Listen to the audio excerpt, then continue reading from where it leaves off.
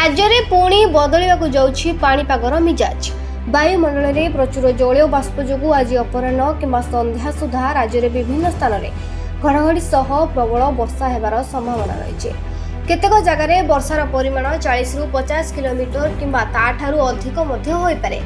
केवल सेतिक नुहे, चलित मास शेष आड़कू अर्थात 23-24 तारीख बेलू बंगोपसागर आउ एक लघुचाप सृष्टि होबार संभावना रही, जार प्रभाव में 23 ରୁ 25 तारीख जाए ओडिशा रे प्रबल बर्षिब। आरब सागर आड़ू प्रचुर जलीय बाष्प पश्चिम पवन ओडिशा आड़कू बहिबा आरंभ करिछि। वर्तमान वायुमंडल में जलीय बाष्पर मात्रा प्राय 80 ରୁ 90% भितर रही। जदिओ पूर्व सिस्टम वर्तमान दुर्बल हो जाइछि, तथापि मौसुमी समय अधिक जलीय बाष्प सांगकू स्थानीय तापमात्रा वृद्धि जोगु मेघ घनीभूत होइछि। फल उपकूल ओडिशार जिलागुड़िकर वर्षार संभावना सबुठारु अधिक रही। विशेषकर खोर्धा, पुरी, कटक, जगतसिंहपुर, केन्द्रापड़ा, नयगढ़ समेत उत्तर ओडिशा रे केउंझर और मयूरभंज जिलार केतेक स्थान में आज प्रबल वर्षा होई पारे।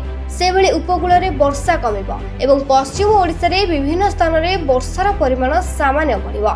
पाणीपाग विशेषज्ञों आकलन मुताबक जुलाई शेष सप्ताह रे ओडिशार वर्षार प्रभाव रहिबो नाही। आसंता 23 किंबा 24 तारीख बेलू उत्तर पश्चिम बंगोपसागर रे ओडिशा एवं पश्चिम बंग सीमांतर एवं नूतन लघुचाप क्षेत्र सृष्टि होई पारे।